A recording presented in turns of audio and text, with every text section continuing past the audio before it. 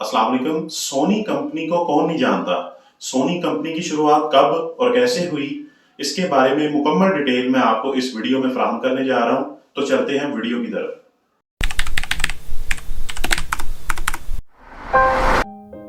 दोस्तों, आज मैं बात करने जा रहा हूं जापान की मल्टीनेशनल कंपनी सोनी कॉर्पोरेशन की, जिसकी टेक्नोलॉजी पर आप सब आंखें बंद करके यकीन कर लेते हैं। और करें भी क्यों ना, सोनी के बहुत कम प्रोडक्ट ही ऐसे होंगे जिसने लोगों को निराश किया हो। और ख़ास करके इनके साउंड सिस्टम की तो बात ही और है। 2016 तक सोनी 5वीं सबसे बड़ी टीवी बनाने वाली कंपनी है।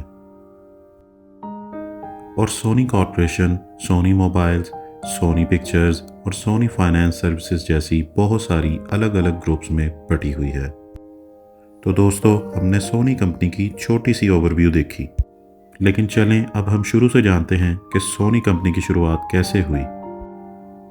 दोस्तों, सोनी कंपनी की शुरुआत ऐसे दौर में हुई जब सारी दुनिया वर्ल्ड वार से जूझ रही थी, और इसी दौर में अपनी आंखों में सुनहरे मुस्तकबिल के ख्वाब लिए इबुका और मोरिता ने सोनी कंपनी की बुनियाद रखी।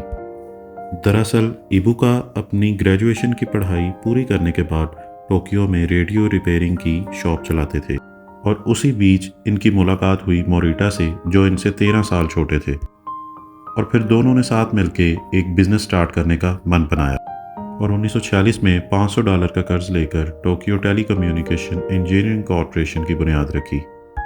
दरअसल ये उनकी कंपनी का अंग्रेजी नाम था। उनकी कंपनी का जापानीज नाम टोक्यो टसुचिन कोग्यू था।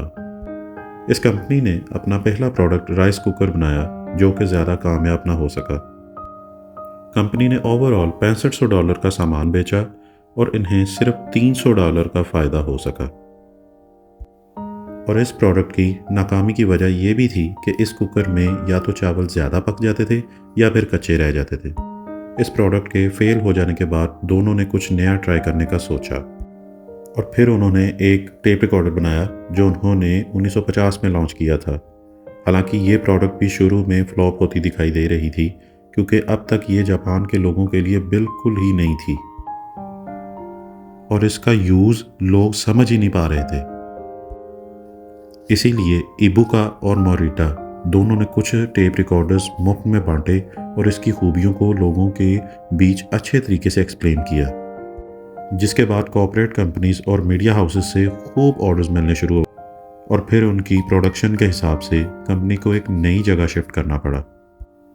अब आहिस्ता आहिस्ता कंपनी ग्रो होती चली जा रही थी, लेकिन बाहर ममालिक में इसका नाम लेने में लोगों को बहुत प्रॉब्लम होती थी। इसीलिए कंपनी ने अपना नाम बदलकर सोनी रख लिया। दरअसल सोनी नाम का कॉन्सेप्ट दो लफ्ज़ों को मिलाकर बना हुआ है, साउंड और दूसरा सोनी, यानी SONNY। साउंड का मतलब तो आप जानते ही हैं, और सोनी इन दिनों यंग बॉयज़ को कहा जाता था, और ये दोनों यंग पार्टनर्स इबुका और मोरिटा पे बिल्कुल ठीक बैठती थी।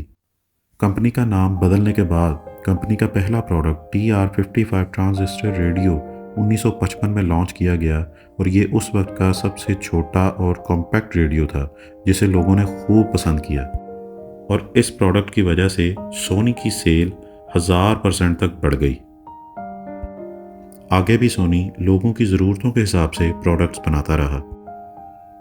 1962 में सोनी की माइक्रो टीवी आई, तो 1968 में इस कंपनी ने टेप रिकॉर्डर भी लॉन्च किया, और ऐसे ही कुछ और प्रोडक्ट्स बनाने के बाद उन्होंने 1989 में एक टेप प्लेयर भी लॉन्च किया, जिसका नाम उन्होंने वॉकमैन रखा।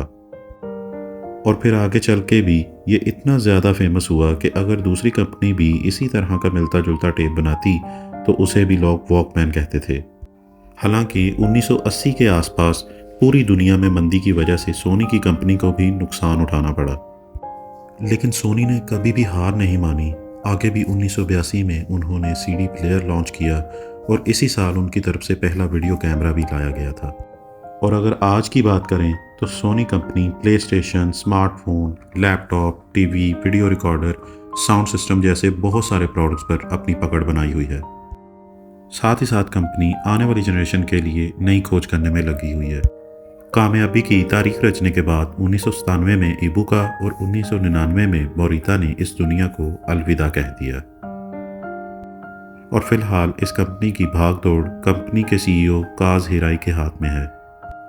2017 में सोनी का सालाना रेवेन्यू 68 मिलियन अमेरिकन डॉलर से भी ज़्यादा हो चुका है और रेडियो रिपेयरिंग से शुरू होकर सोनी कॉर्पोरेशन आज के दौर में लगभग हर एरिया में अच्छा परफॉर्म कर रही है। तो दोस्तों, मिला जुला कर सच्चाई ये है कि लोगों की ज़रूरतों को ध्यान में रखकर आप भी मार्केट पर राज कर सकते हैं। आपका कीमती वक्त देने के लिए बहुत बहुत शुक्रिया।